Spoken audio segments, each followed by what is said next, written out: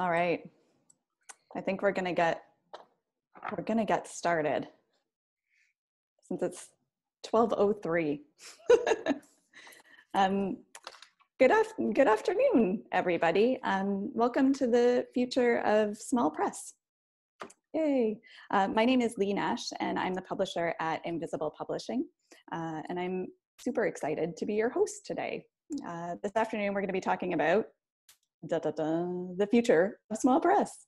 Yay. It is as advertised.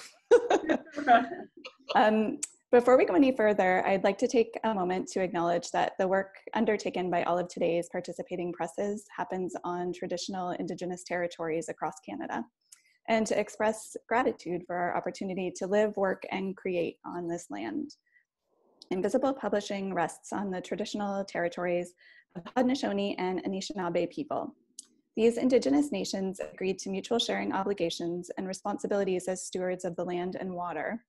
And on that note, our neighbors in Tyendinaga Mohawk territory have recently requested the repatriation of Foresters Island, which is currently considered part of Prince Edward County. So the island was a summer home to one of Tyendinaga's most famous Mohawks, Dr. Oranyadega, whose chief miracle of the Mohawks of the Bay of Quinte notes was one of the first Indigenous people in Canada to train as a physician. The county is detailing the required steps for the repatriation, and these details will be brought back to our municipal government by the end of January 2021 to continue the conversation. So I share this as a way to encourage you to learn the history of the land that you're currently on as we reflect on the past and acknowledge the changes that can be made going forward in the process of truth and reconciliation. So we all hope they get the land back here. It's the right thing to do. In a few short moments, well, no, I will currently welcome Ashley, Kate, Jim, and Kirby to our virtual stage because we're all already here. Yay. But before we dive into introductions, I have a little bit of housekeeping to do. So the first 30 minutes of the event will include a moderated discussion between our panelists. So our conversation about the future will be framed by the past. Got to learn from it. And we'll be using a few quotes as jumping off points to talk about what comes next. So when we reach the Q&A portion of the event, which will take place during the last 15 to 20 minutes, you're also welcome to use the Q&A box to ask your questions. Yeah, and if you'd like to chat with other attendees, you're all making good use of the chat already. So if you're not aware, it's there. Use the chat box throughout the event. Just make sure you're leaving a message. If you're leaving a message for all attendees to see, that you select all panelists and attendees. Otherwise, you can find the person you'd like to message and go for it. This event is closed captioned, and to enable captions, just press the closed captions button at the bottom of your screen. Easy. It is now my distinct pleasure to introduce our panelists. Hooray. Ashley Obscura is the founder and managing editor of Montreal-based Metatron Press. Metatron has published provocative poetry and fiction in book form since 2014, focusing on unpublished writers. Welcome, Ashley. Thanks, nice to be here. Yay. Next up is Kate Siklosi, a Toronto writer, scholar, and responsible business witch. Yeah. And Kate is a co-founding editor of Gap Riot Press, a Toronto-based collaborative women-run press specializing in experimental poetry chapbooks. Yay, welcome. Happy to be here. Next up is Jim Johnstone, the editor-in-chief of Anstruther Press, a Toronto publisher of poetry, chapbooks, broadsides, and manifestos. Welcome, Jim. Hi.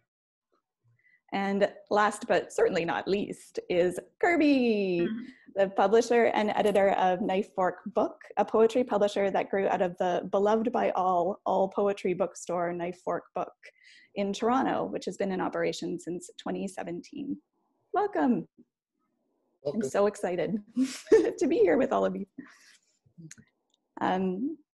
Okay, so. We're happy to be with you. I'm trying to whip through the introductory remarks so we don't take up all our time with commentary. But now we can get started. Yay, talking about the good stuff, the future. So I thought I'd start today by, going to meet the press's own branding and sharing a quote from BP Nickel, good old BP Nickel, the one that graces the Meet the Press's website. So, supporting small press is supporting literature on the cutting edge. Small press is the guardian of literary culture and free speech. So, thank you, BP Nickel, for that. So yeah, jumping off on that, what I would love for you all to answer is what does it mean as small press publishers to be on the cutting edge of literature? Do you feel like you're on the cutting edge of literature? Is the quote applicable? I think it's a very interesting quote. I would say that it makes me think of speed, and it makes me think of equity, which are two things that I think small press does better than large press. Speed in that you can react to what's happening at the current moment. When you're just folding and stapling and making small objects, you can put things out there very quickly, right? As opposed to the larger machine where you have to have books, 2 years in advance and tap into advertising. Small press can react, and therefore it actually makes it a good tool going into the future. And I think it's a very equitable form of publishing. Anyone can fold a piece of paper and photocopy it. It's not very expensive. The cheaper you make an object, the more equitable it is, the more open it is to everyone. And I think that that's my favorite part of small press. Anyone can join in. Yeah. That's great. Yeah, I would agree with that, Jim. And I think, the key part of that quote is the guardian of literary culture. I think that culture is, it happens in conversation. It doesn't happen behind big contracts and formalities and stuff like that. And, it happens in collaboration. And I just think that, you just can't get away with some of the stuff that you do in small press and the bigger presses. And in fact, it's probably not as welcome, that type of collaboration and then that type of attention, I think, to the book object and to that kind of free exchange of ideas. The power dynamics are a lot more neutral, if not non-existent in some cases in small press. And I think that's a big deal. That's so true. Everybody that we've published so far at Knife Fork Book, I've met at Knife Fork Book. It's been that kind of exchange, right? And the communication, which is different, very different right now because of distance. We're just talking a little bit about that.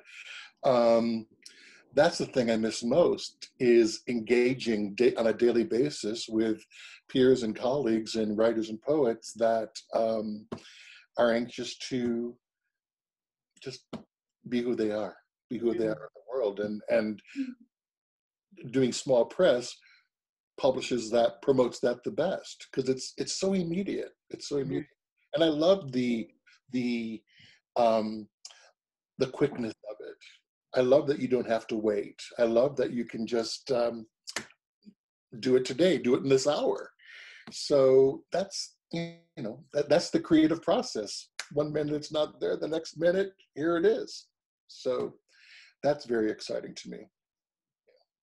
I agree also. And I think it's interesting the use of the word guardian as opposed to, let's say, gatekeeper, which I think that, in small press, we really try and push against the gatekeeper in literature, and the word guardian it is nice because it's more of a collaborative, less energy sucking kind of relationship. And I think that the relationships that publishers have with their authors is really an integral part of the small press. In a way that you wouldn't get in larger presses. I've been thinking a lot about relation, and also not just with authors, but, as we all know, the literary community is a whole set of relations, publishing is being one part of it. And yeah, it's an important role, and it's important to consider that publishing exists in a broader spectrum of relations as well. Yeah, I think Ashley, like I agree with you with that choice of guardian. You know, for me, it kind of is related to the word steward and stewardship, and it doesn't imply ownership. It implies that you act as if something was yours, but you know it's not yours. And so you guard over it, you kind of steward it, but you know ultimately that it doesn't belong to you, that it belongs to the people, that it belongs to the collective, and you nurture that collective belonging, I think. And so I think guardian is in fact, and as Stuart Ross just said in the chat, like the shit disturbers too, right? Like there's a lot of leeway. We can get away with things, as it turns out, in small press, and we like getting away with things, and that's the point. Like, you know, it's this free exchange. Yeah. I think the gardeners, yes, exactly. the key word there being collective, right? And that it's a collective of who's participating that's doing the guardianing, as opposed to gatekeeping, which is generally individuals at a high level. Yeah, plus we're serving. There's service involved. Yeah. Serving poets, serving poetry. It's different than there can be all sorts of small pettiness going on, whatever, blah blah blah blah. But wait, who am I? Who are we doing this for? The poets. That's what's going on. That's the focus. That's the interest. That's the fuel, right? So. And how are you all feeling this year, like without that loss of immediacy, or with the loss of that immediate community? Like, has that changed how you're producing books? Well, I think some of the restrictions changed how I was producing books initially, because Anstruther sort of puts out books whenever we like. We don't adhere to a set schedule. So we publish them as they come in and as we work with authors. And we couldn't get anything printed at first. I'm talking like April, May. But as restrictions in Toronto loosened and we've learned how to deal with the pandemic a little bit better, it hasn't changed too much. I miss the in-person part of the community, but the community still exists. And you know, a lot is done online, and I still feel like I'm communicating. And to be honest, people want the books, right? We sell a lot of books online, and it really hasn't changed our business model very much, if we have a business model. Yeah, just going along with that, Jim, like it's actually been really illustrative of the fact that the way that Gap Riot has structured our model, where it's very collaborative and we work with an independent printer actually. And when we published our last season, when I went to pick up the books, that printer told us that that was basically the only job he has had since March. And so it was really beautiful, devastating, of course, but also beautiful to be like, this is shared collaboration. This is about shared prosperity, you know, in thought and potentially in some kind of revenue at some point, at least for us. And so, you know, I think that that was a really beautiful example of why this works for us and why we share this whole aspect of the project. It's not ours. It's never been ours. Amazing. I think it's also important, speaking in referring to the future of small press, to pay attention to this time, because habits form in a very, very small window, let's say 30 days, 30 to 90 days. So in this window of time, people have habituated a whole new way of connecting, a whole new way of being with each other, a whole new way of purchasing, a whole new way of, you know, getting the word out. So I don't, you know, in point of fact, even with whenever a vaccine arrives or whenever we re-enter, there's going to be a whole new collection of habits that have been created that I think is going to shape differently how we move from here. And I think it's an important thing to pay attention to, for sure. Yeah. Well, press has always been adaptable.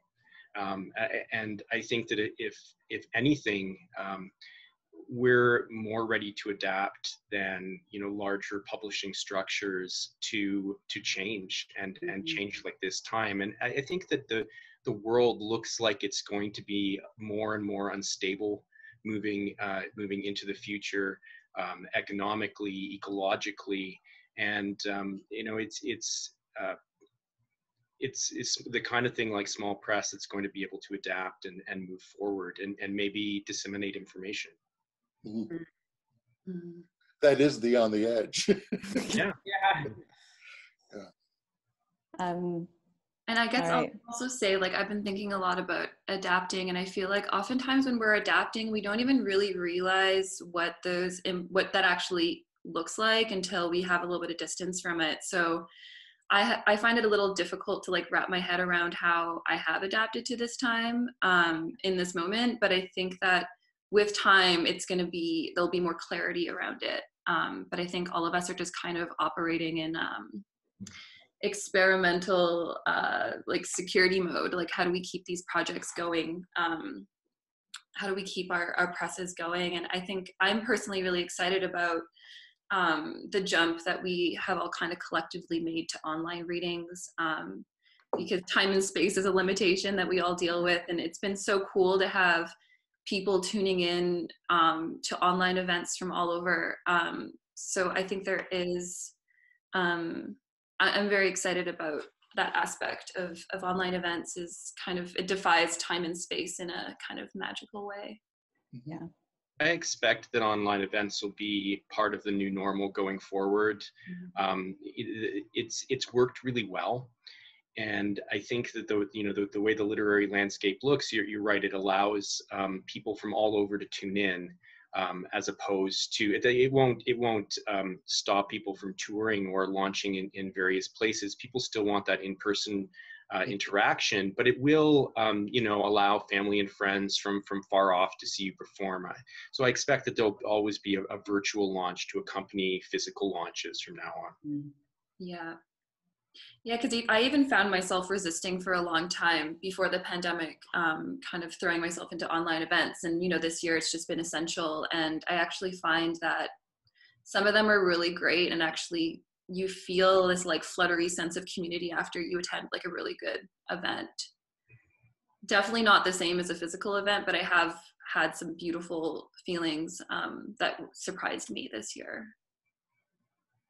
But that's also what's exciting, is to find out what actually works. We're still finding out what works online, and how to actually create a new fourth wall that extends beyond the screen, right?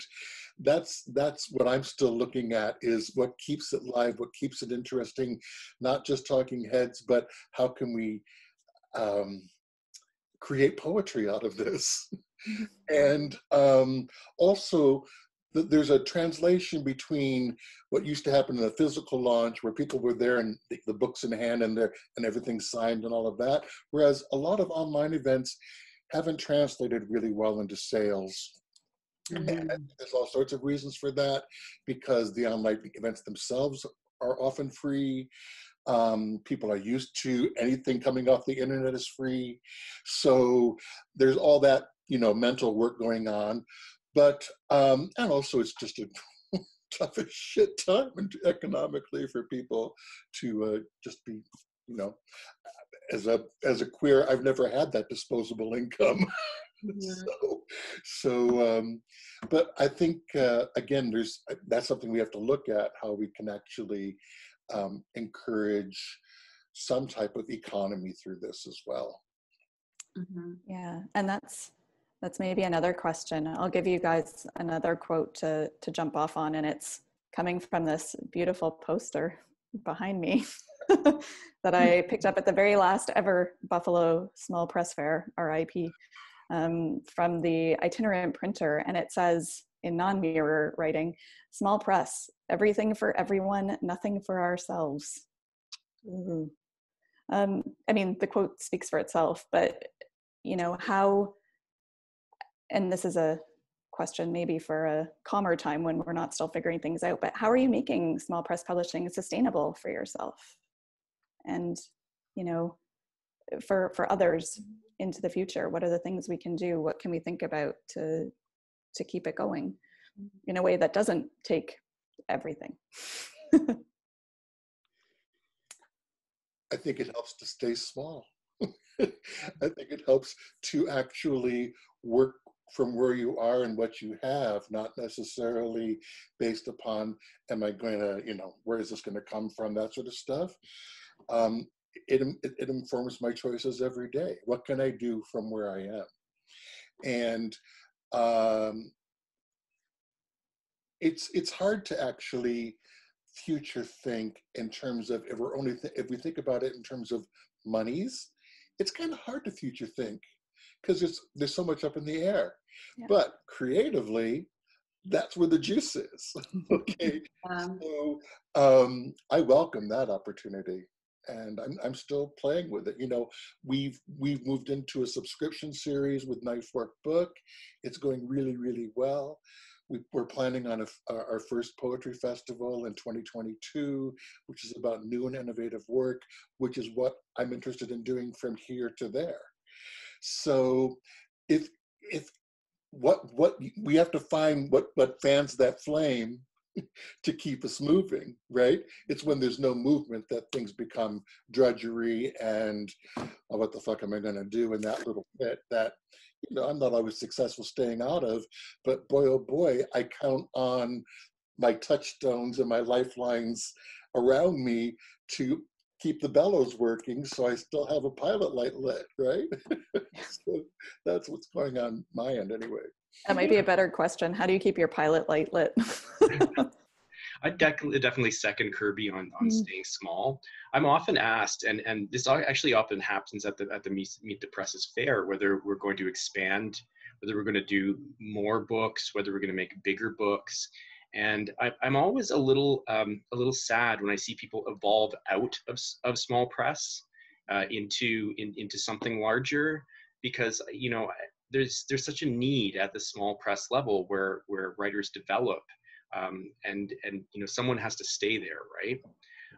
Part of the future, the way we look at the future at Anstruther is I think it's also important to train editors, and not just foster authors, but foster editors, foster people who know what they're doing with small press.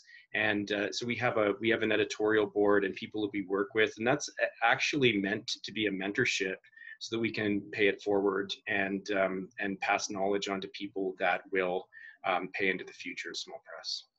Yeah, I think there's two things going on here. I mean, just like I want to address the pilot light, but I also want to address like the kind of sustainability issue. I mean, I think for Danny and I, for sure, we have this conversation all the time as we've kind of grown. We get invited, especially by libraries and bookstores to stock their shelves, and we're like, this isn't really our model, right? And so we're kind of working on this this conversation between us. It's called In Praise of the Limited Run. And just, I think you continually have to check in with yourself about what is it that you're doing, and what is it, and what boundaries are you putting on it, and how can you actually, make sure that you survive in the way that you feel like you wake up in the morning. As we know, this is a labor, waking up in the morning and being really proud of what you're doing, and not letting the process get ahead of you. And I think along those lines, I think I would like to see more and increased responsibility to each other. If we're in this as a collective, then we have to be in it collectively. And I think that there isn't, since doing the small press map across Canada, I did really recognize that there is an uneven landscape when it comes to the different presences and powers that different small presses have. And I think we really need to lean into the responsibility to one another, to, especially in this time, to, showcase other works, showcase other presses, give them a platform, especially these smaller places on the outskirts that don't really, it tends to be Toronto centric or in different areas. We need to break that open a little bit. We need to invite people in, and we need to break down those boundaries a little bit. Mm-hmm. And I think that letting people in also is related to mentorship. And I think I've been thinking a lot lately, like I never had a mentor. I kind of had to learn everything on my own. I probably have taken 5 years to learn what I could have learned in like a year. That's maybe overestimating, but I think that my desire right now is to be passing on knowledge to others, and people who are interested in maybe starting a small press, you know, giving people that information so that they can go. I think that we need more presses in Canada, honestly. I don't think we have enough small presses, and I think it might be because of this lack of mentorship. Perhaps we can speak about other reasons, but there are a handful of amazing new presses coming up, but I'm just surprised for the size of our country that we don't have more. There's a lot out there though, Ashley. Like, I mean, you know, like, again, like I sent out like over 160 invites to right. Maybe it's a discoverability then of those, because I think it is for sure. And I just want to say also, excuse me for the minor plug, but it looks like the small press map is going to be a living installation, and it's going to continue. And so I've been approached by so many presses that were like, hey, we didn't know about this, or hey, what's going on here? And so it looks like this will be a living project. And I think you'll see that it is actually very broad and vast. It's just the connectivity, I think, is missing a little bit between those presses and between the larger whole. And I'd like to see a little bit more connectivity there for sure. Yeah. The strength of Meet the Presses. I mean, one of the sweetest things of us getting together every year is being able to see each other meet for the first time. You know, there's a wonderful exchange going on there, and it's active and it's lively. But it's kind of, I'm completely on board with community building and all of that. There's a lot of people that, piggybacking on what Ashley had shared about, you know, trying to learn the game on your own and all of that stuff, there's a lot of people out there doing that right now.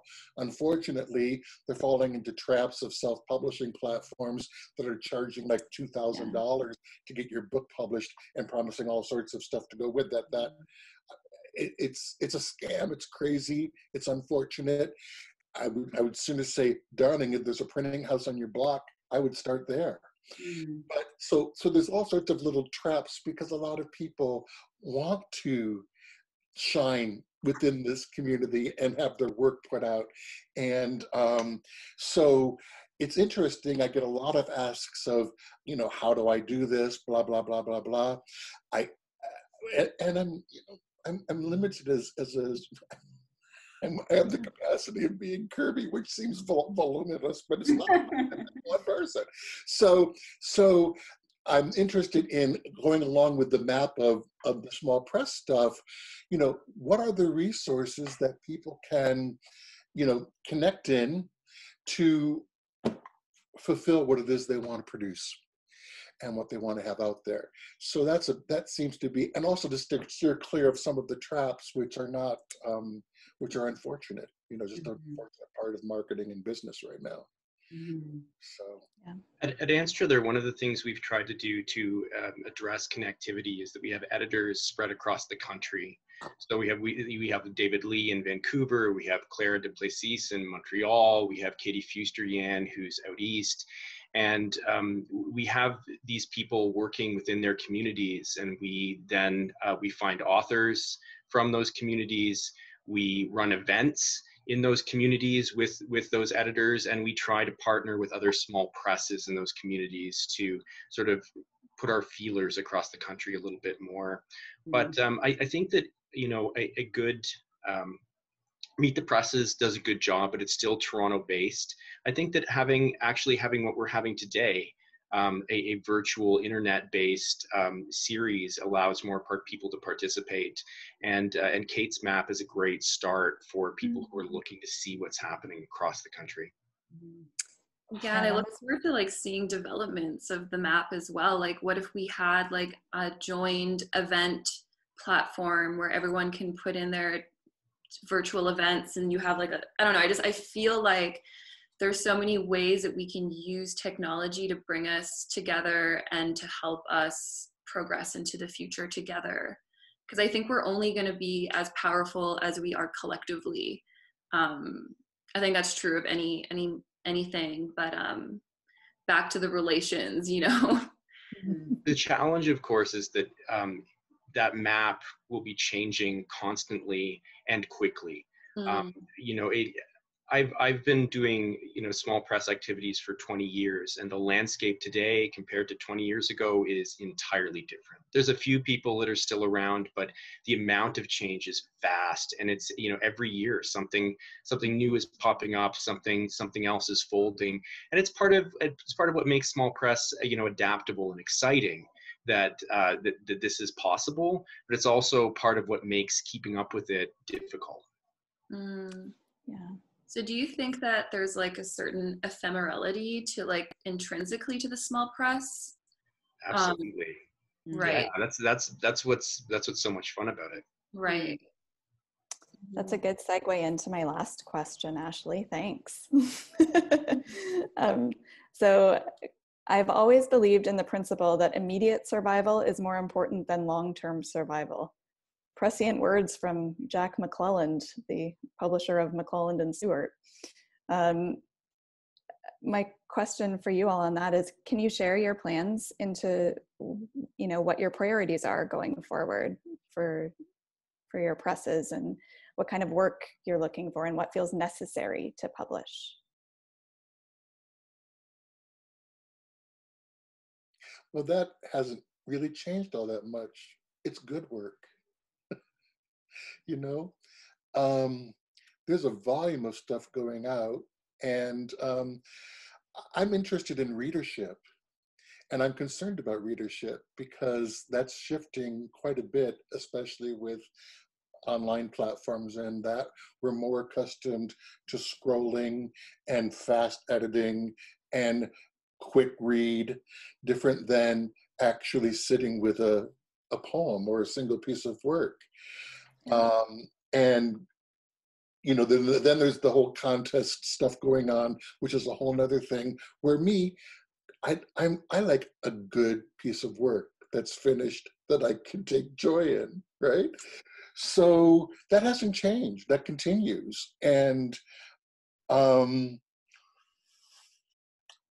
we'll embellish on that, but we'll leave it there for now. I think that if anything, paying attention to like we moved from chapbook to pamphlets, where we're publishing a single poem. I think that's a direction that's going in, and also how online forms will shift, like the multimedia of photography, text, history, memory, poetry. I'm really interested in the mishmash of how that's blending and coming into being. And I'm thrilled about how much Vispo and concrete poetry is coming to the forefront. And I'm completely turned on. So yeah, that's what's going on. So two things for me. One is that I totally agree with Kirby. Like I'd say that my future is on the level of the poem and pushing towards the level of the poem rather than collection. Something I'm always trying to get authors to do is cut things down, and our books are actually fairly small. So we almost always chop things down. But I love the idea of the single poem as ephemera, as broadside, as pamphlet. There's something about allowing a poem to stand alone. It's also a way to publish great work rather than work that's padded with, with less successful material. The second thing is I would definitely push back against the McClelland quote. I think that attitude, the attitude of the now, is exactly what has us in trouble in the world. It's what's created our environmental collapse. It's what's created the financial collapse, deregulation, people that are thinking about today rather than tomorrow. And I'd like to run my press thinking forward as opposed to just survival today. Yeah, I would agree with that, Jim. I don't like that quote. I mean, who's thinking long-term survival anymore, right? Like, it is kind of on the level of poem by poem. And, I will say this too. I think that perfection is really, the opposite of survival. And so Danny and I really try to encourage people to just put out work that they think is okay. And by doing that, I mean, like, especially nowadays, like, where everyone is literally doing their best. And, you know, we want to really foster a place where people can fail and try and experiment. And I think that is the biggest difference between small press and bigger presses. You know, you do have a chance to try things on and to really come to the work in a way that is tentative, and that it's okay to be tentative, and it's okay to not be entirely sure. And I think that that is key to survival. That's been my everyday. I'm okay with not being okay. Like, you know, and that changes by hour, right? And I think small press has always reflected that, you know, that kind of ethic of care. And I think that, you know, so I think it's, you know, the survival aspect, you know, of that seems a little bit more on the commercial end, and that doesn't sit well with me. We need to talk about how we can uplift people and have people survive through this, through poetry, and feel good about it. Kate, I couldn't agree more. I think that the ephemerality of small press allows people to take chances. And those chances can develop into something greater than striving for a perfection that maybe already exists, right? And it's a proving ground. It allows you to test things out.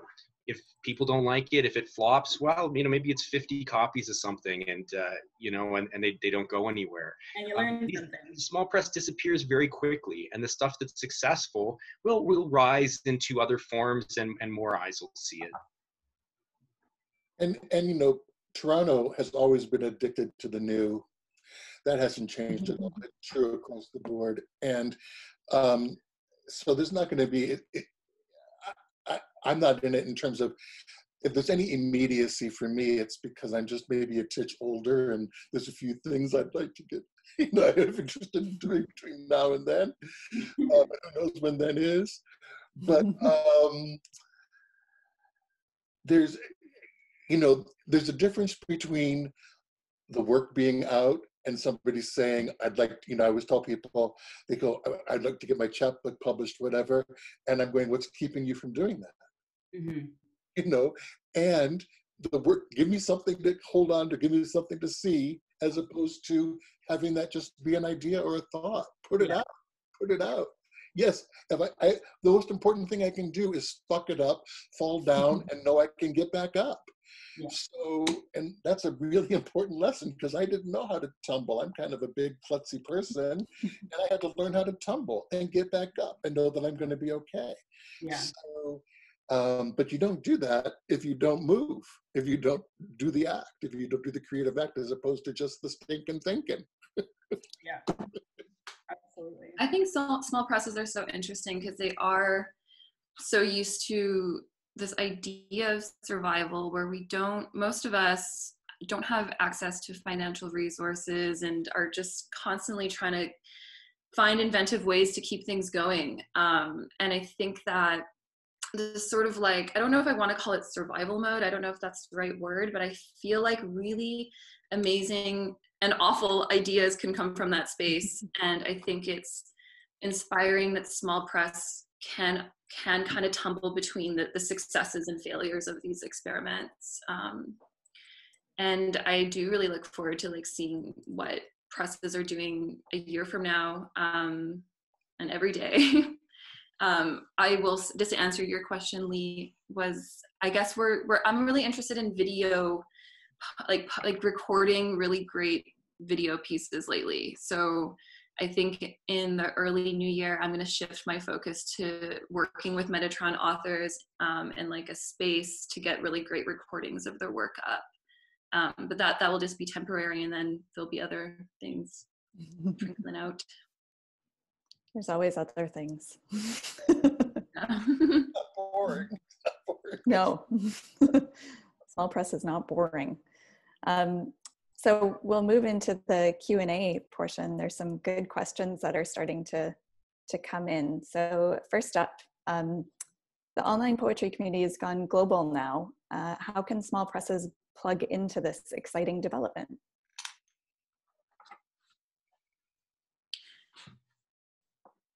I'm not certain how, yes, it's gone global, but it's also gone extremely competitive in that sense. I mean, I mean, trust me, I love being able to see Carl and hear Carl Phillips and Henri Cole and people that I've cherished for most of my life and not have to pay to travel to go see them. I love having things brought into my home this way. That's all great. But there's also there's maybe 7 events happening at this very hour that I might be interested in. So everybody's kind of like, vying for attention in a certain wedge of the pie. And that's why everybody's also, is this being recorded? Is this being recorded so I can go back and see it and watch it? So the global aspect, yeah, it's happening. I'm not so certain if it's going to change our smallness. Yeah, I would say that I just don't care. I don't want to tap into a global market. I'm not interested. That's why I run a chapbook press. I like being small, and it's here for people who want it. And if that's a global audience, that's fine. Although I think I'd find myself cutting back on what I did if that was the case. Yeah, when did we buy into the numbers game? All the arts organizations like AGO and ROM and all those people, it became about numbers. And the numbers then were linked to money and funding and all that crap. And Mm-hmm. You start to lose what makes small press special when you look at it that way. Yeah. I will say though that I think that like being as wide read as possible is definitely something that all authors and all publishers hope for. That it's tied in with money and economy is annoying, but I think that we can't forget. Well, to me, it's really important that I'm trying my best to get our books as read as possible. So maybe I'm a little different in that way. How I go about that is maybe a different conversation. I think social media is really fun, but maybe not super professional or whatever. But maybe Kate has something to add. I saw that you were also eager to say something. No, yeah, I was just gonna say, I think it depends on what we mean by global and globalization in this way. I mean, I think what I've seen is there's a global local when it comes to small press. Like, I'm thinking of the really intimate connections that a lot of us have, with some of the presses overseas, who don't really actually have their own little local communities. I'm thinking even of PSW, who publishes To Call magazine. And in every issue, there's someone from a different continent. I don't know that that works against locality. I think that actually inflects locality with a really beautiful kind of world expanse. And I think it really kind of, I think, leans into that collectivity. And so I think there is ways of, it's been really beautiful, I think, to see that expanse. I don't know, that's been my kind of experience of it. It doesn't mean we all need to sell out and go big and global, but let's, again, let other people into this and see, how we can weave a global map of locality and collectivity. I think there is only things to be gained from that. Yeah, speaking to that, I mean, Anstruther ships books all over the world. It's actually amazing to see where interest and orders are coming from. Totally. And it is very, very global in that sense. And to speak to what Ashley was saying earlier, I'm not sure that when, if you're publishing a chapbook with a limited print run, let's say you're publishing 50 copies, whether you do want it to be as widely read as possible. I feel like the scale that I'm working on as a publisher actually kind of works against that idea. I want to put it into good hands, into the hands of people who really want to read the books, but I'm not actually interested in even my own work. I'm not that interested in spreading it too broadly per se. It just really, I guess, depends on the goal of the press and what the press is looking to do. And one of the things I tell my authors when they come to Anstruther is that isn't one of our goals. Mm-hmm. I say I love wherever they are. I love the blasted tree, don't you? Yeah. I love what you're doing out there. Yeah. Kyle, Diane, keep doing it. I love that's the exciting House Press is also doing really great stuff. Yeah. We get to cheer each other on and encourage each other and get inspired by each other's work. That is constantly what perpetuates my being, constantly. I love being infused with all these different creatives it's really exciting. It's really very exciting, actually. So on the creative note, one more question. Other than virtual events, what are you doing to stand in for the Small Press Fair? You know, are you making book trailers? What else? How are you getting your books to readers? I've enlisted my dancing pickle. The more playful, the better. Anyway, I'm sorry.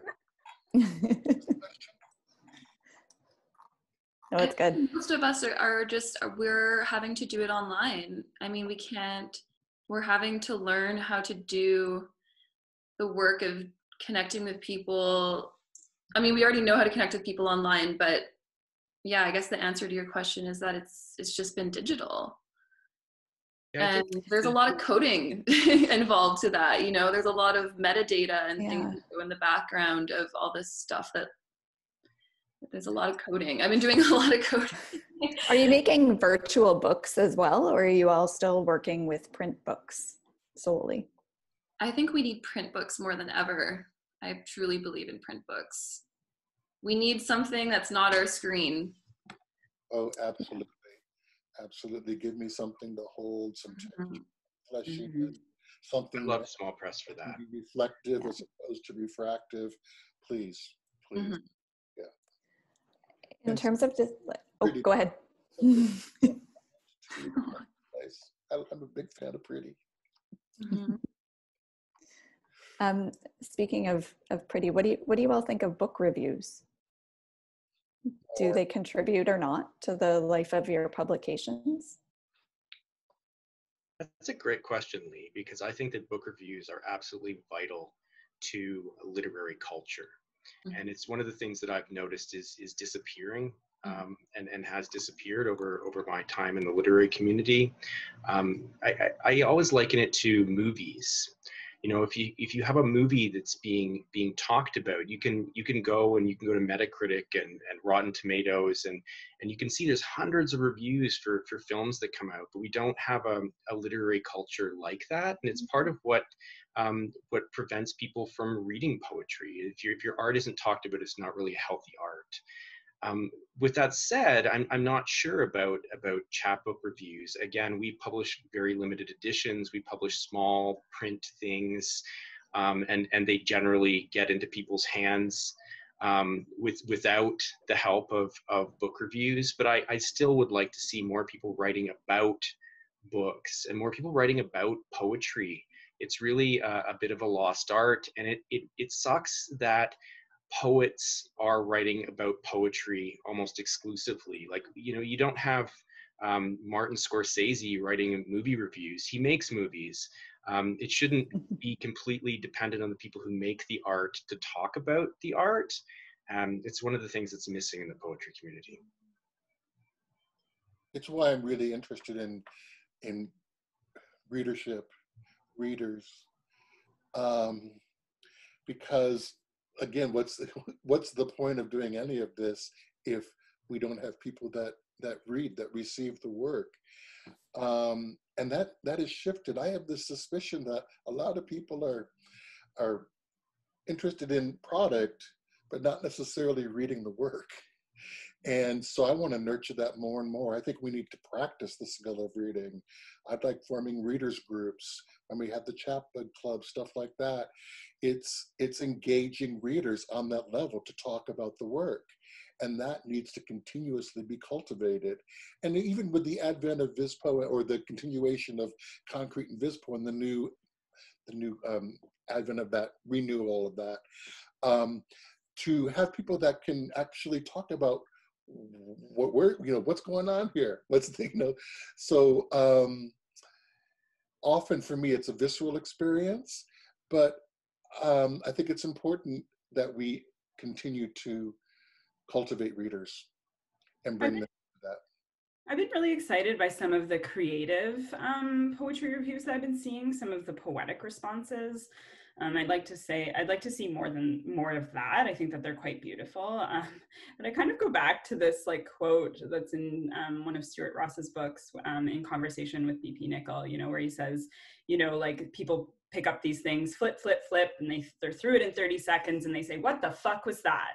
Like, and I just worry, like, I think there's so much beauty in that. And I just worry about over analyzing these objects and over analyzing what they are, and kind of, you know, I again, like they kind of exist as ephemeral objects, and part of and that are fleeting, and kind of, you know, there's a lot of beauty I think to be had in the moment of reading them.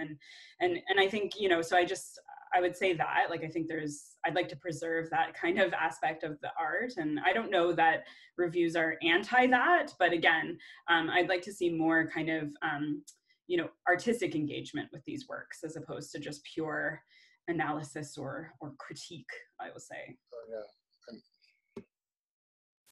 I will say, and someone did mention this in the chat, but Goodreads is kind of where I like to go to read book reviews these days. Not book reviews, but just because they're so authentic. They're just straight from people. There's no like platform that's actually just like controlling or trying to put it in margins what they're trying to say. So I know Goodreads isn't reputable, but I will say that I think it serves a certain role in the engagement of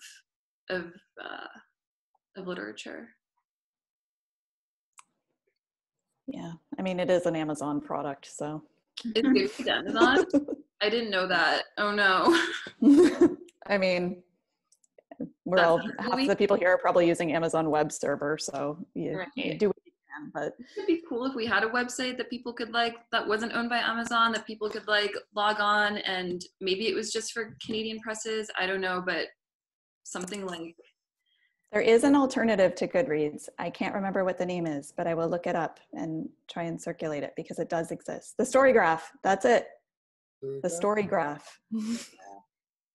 I wish we always had little chats following us around. It would be so helpful.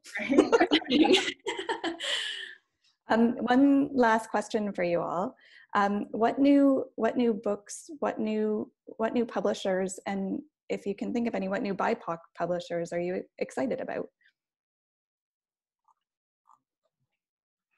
House Press is amazing. I think I already said that earlier on. I mean, I'll just say Metonymy Press is also great. They're local Montrealers as well, so I'll shout them out.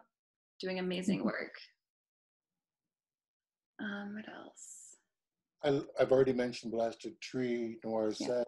I love what they're doing. Gap Riot. I'm not just saying that because you're here. I mean, there's an Anstruther, of course, and what everybody's doing, it's like I'm greatly encouraged. And what's better than Goodreads and this? I don't know Storygraph, so who knows? But you know, if you love something, a tweet works, Instagram works. Those are the formats that most people are connected to and read. And if you love something, share what you love. And that's, you know, and if you love something, support what you love. So that's going to go much further than me having to go to, you know, Goodreads or something else to look it up.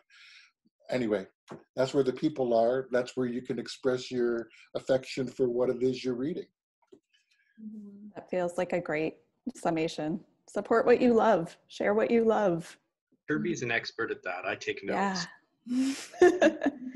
Well, I think given that we're coming up on the hour now, I just want to say thanks so much to Ashley Obscura from Metatron Press, Kate Siklosi from Gap Riot Press, Jim Johnstone from Anstruther Press, and Kirby from Knife Fork Book for being so smart, so entertaining, and excellent company.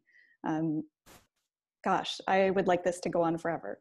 And thank you to everybody who joined us and who made the chat lively. It was a pleasure to have you. Yeah, I like a good chat. If you haven't done so yet, I highly encourage you to check out panelists featured, all their titles at the Meet the Presses Market. I think a link was pasted in the chat earlier. And then a plug for other events. Yeah, there's more. Coming up later today is Outlaw Presses, pushing the boundaries of small press from 2 to 3 p.m. Eastern time. And then tomorrow, there's two more panels. So from 12 to 1 Eastern, there's magazines and journals. And also tomorrow from 2 to 3 p.m. Eastern, small press and the craft of bookmaking. Yeah. So thanks so much for joining us. Thanks, guys, and have a wonderful afternoon, rest of your day, rest of your weekend. And we hope to see you again soon. Thanks, everyone. Thank you. Bye for now.